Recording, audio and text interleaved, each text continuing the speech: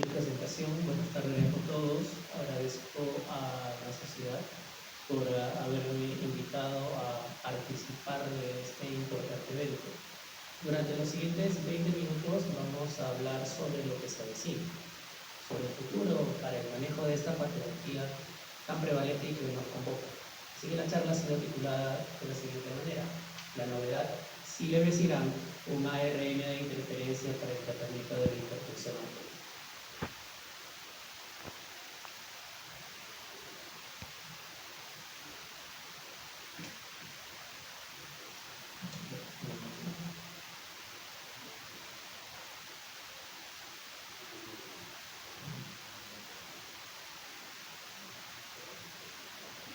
El problema lo conocemos todos. La hipertensión arterial sin duda permanece como la causa principal de muerte y discapacidad a nivel mundial, dando cuenta aproximadamente de 400.000 muertes por año, superando por largo a otras condiciones y enfermedades. Y lo curioso es que el tratamiento continúa siendo subóptimo pese a la existencia de múltiples fármacos, lo que se traduce en cifras realmente alarmantes, como por ejemplo que aproximadamente el 50% de personas hipertensas no logran las cifras meta de presión arterial y que más del 50% de pacientes no logran adherencia a la terapia antihipertensiva.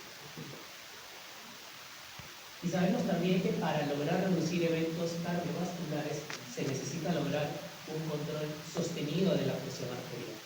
Esto implica no solamente hacer un control cuantitativo, es decir, no basta con tener las cifras de presión arterial numéricamente en beta las 24 horas, sino que es imperativo hacer un control cualitativo, lo que nos obliga, en cierta forma, a, por ejemplo, restaurar el descenso nocturno de la presión arterial o fenómeno DIPI, a evitar el incremento matutino exagerado de la presión arterial y sobre todo a promover la adherencia al tratamiento de nuestros pacientes para lograr un efecto terapéutico consistente.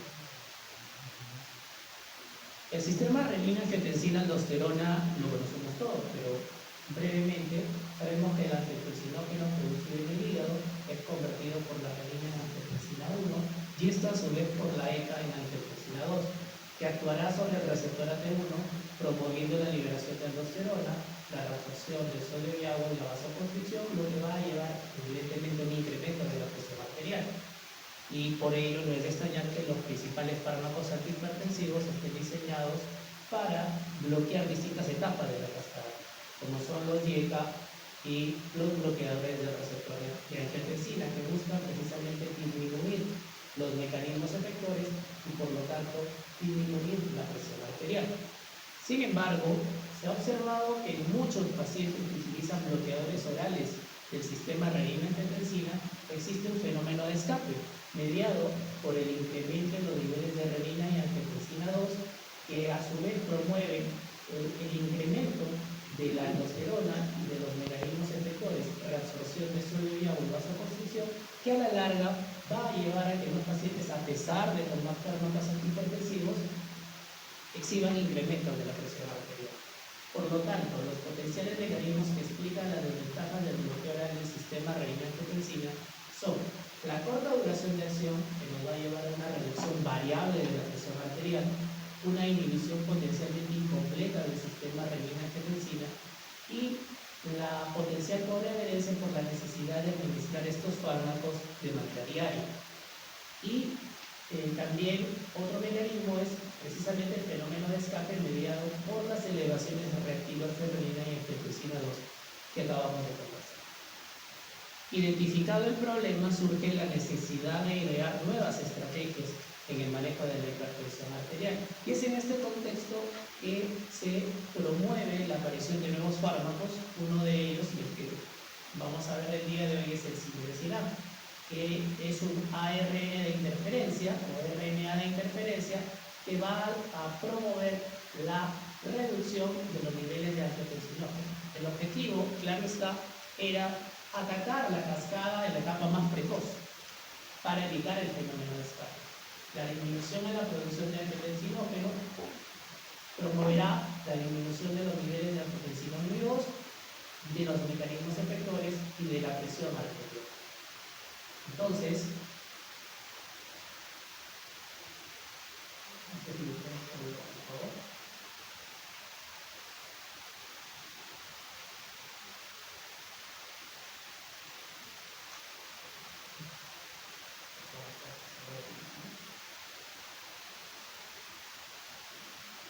Entonces, las ventajas potenciales del uso de silibecidad son la inhibición específica del angiotensinogen hepático y la duración prolongada de su efecto, lo que va a llevar a, si es que este fármaco se puede utilizar en un futuro, a la administración bianual con potencial mejora de herencia, y que la inhibición del angiotensinogen hepático facilitaría la inhibición completa del sistema, evitando el fenómeno de escape.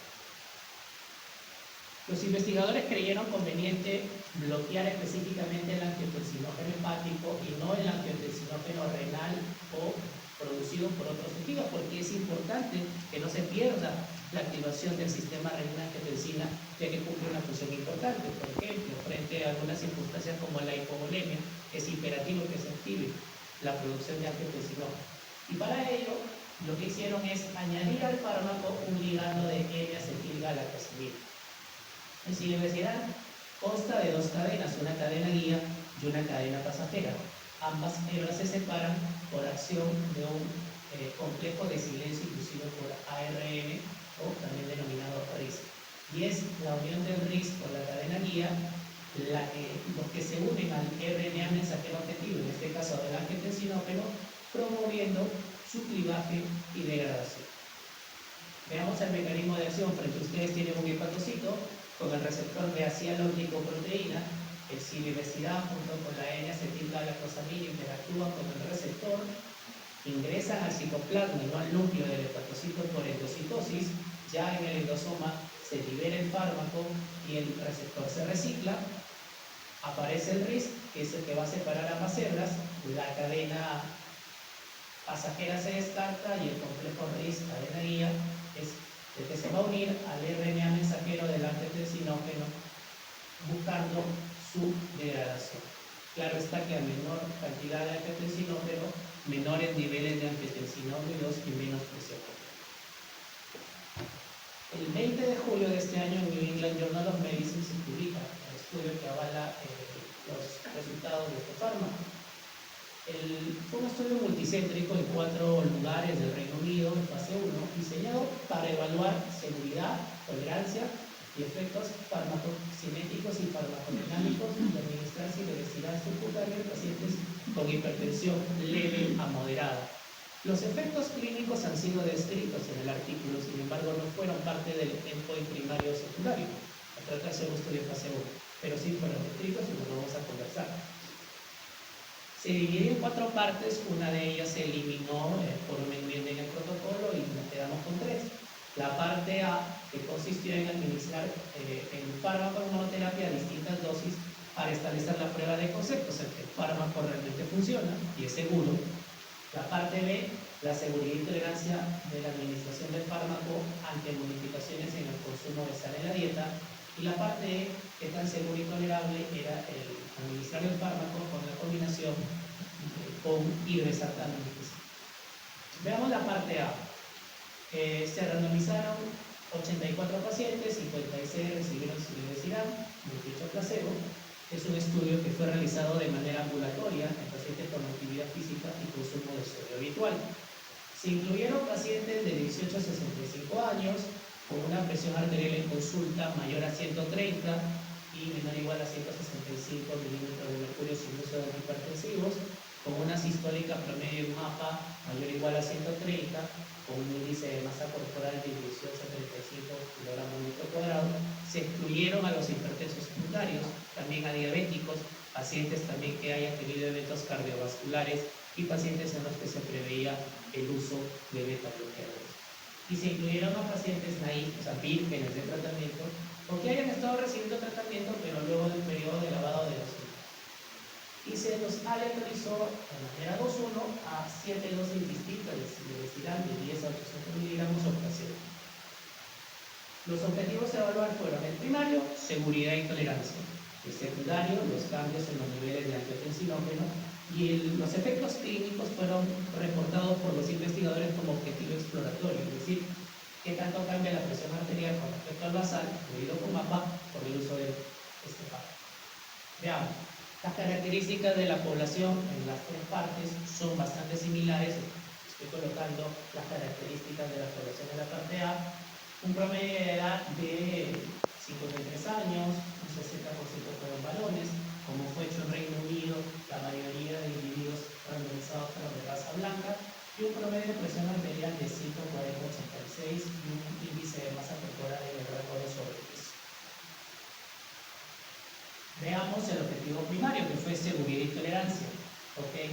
Comparado con placebo, los pacientes que recibieron sildenafil mostraron ligeramente más efectos adversos, pero fueron efectos adversos leves, como cefalea, reacción en el sitio de inyección e infección de vías respiratorias. Ninguno de ellos requirió intervención importante de los investigadores.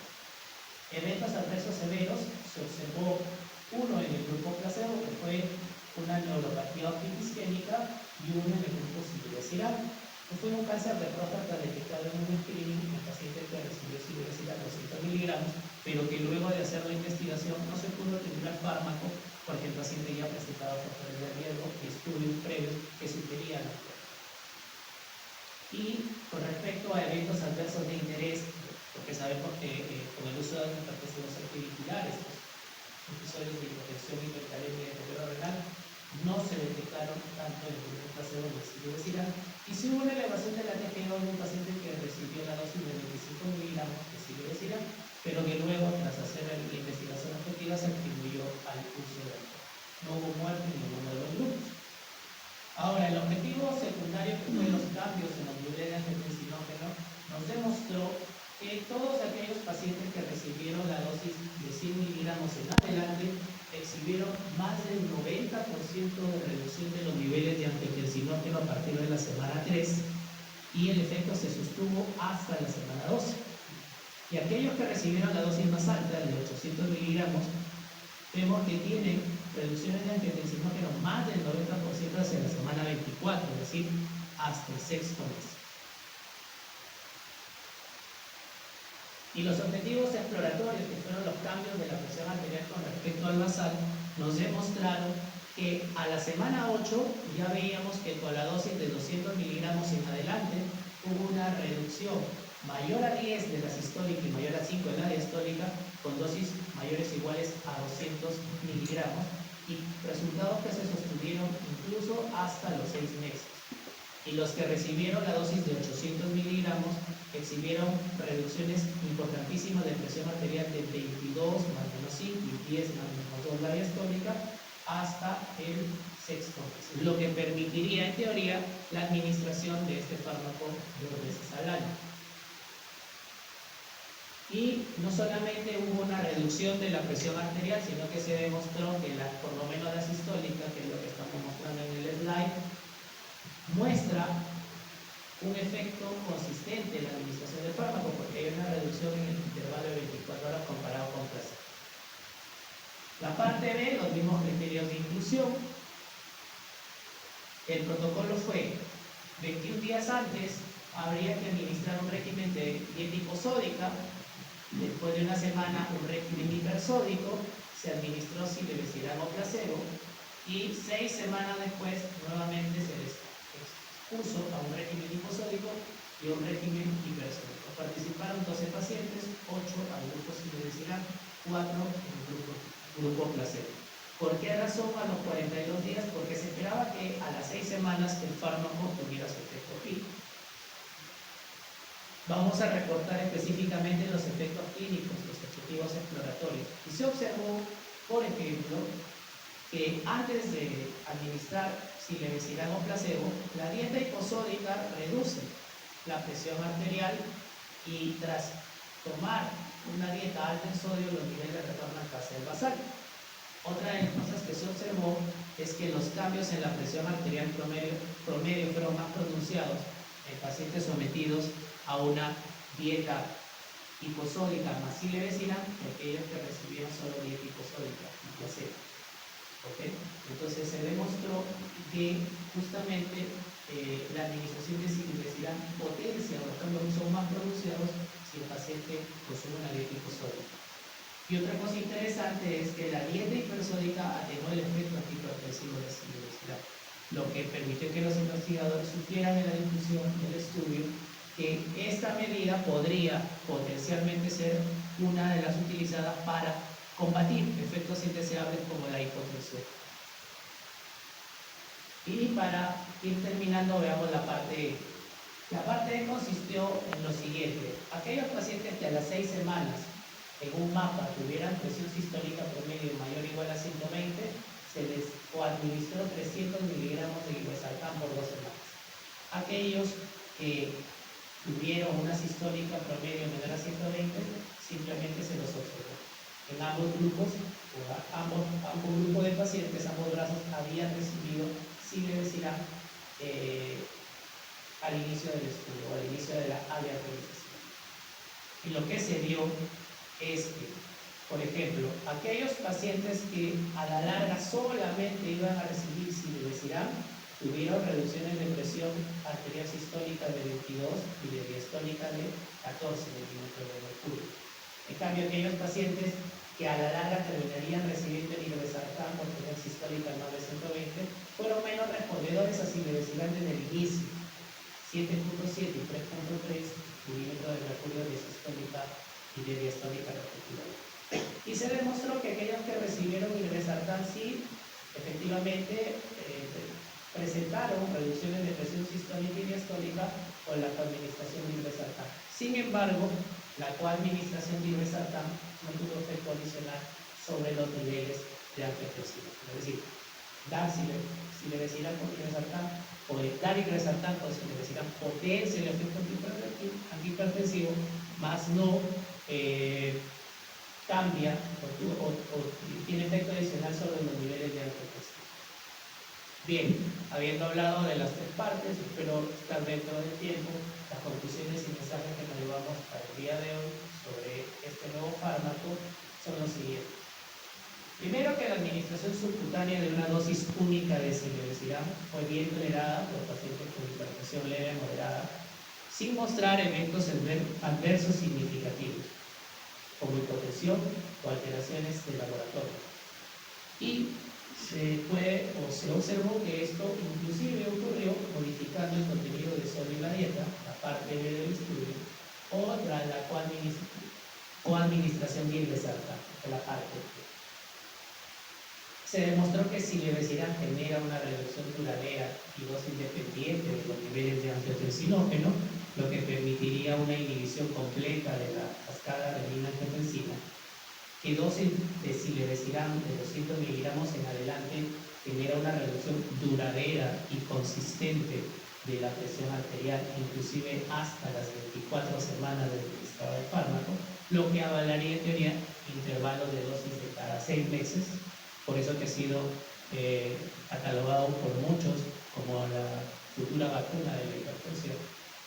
Que una dieta alta en sodio modula el efecto antihipertensivo de sildenafil, lo que brindaría evidencia de que esta intervención podría ser efectiva para manejar potenciales episodios de hipotensión, que la coadministración de irbesartán redujo la presión arterial sin cambiar significativamente los niveles séricos de angiotensinógeno, creatinina y potasio, haciendo segura la coadministración de sildenafil con antihipertensivos del tipo BRAF.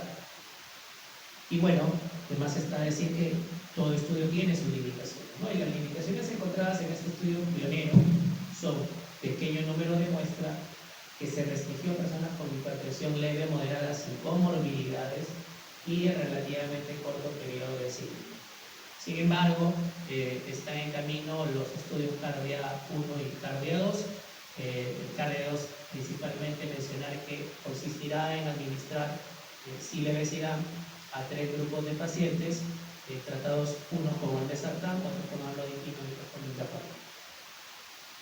Los hallazgos descritos sin duda dan soporte para futuros estudios aleatorizados en poblaciones más grandes que garanticen un suficiente poder estadístico que nos permita en un futuro hablar justamente de este y otros fármacos como novedades para el manejo de la hipertensión. Muchas gracias.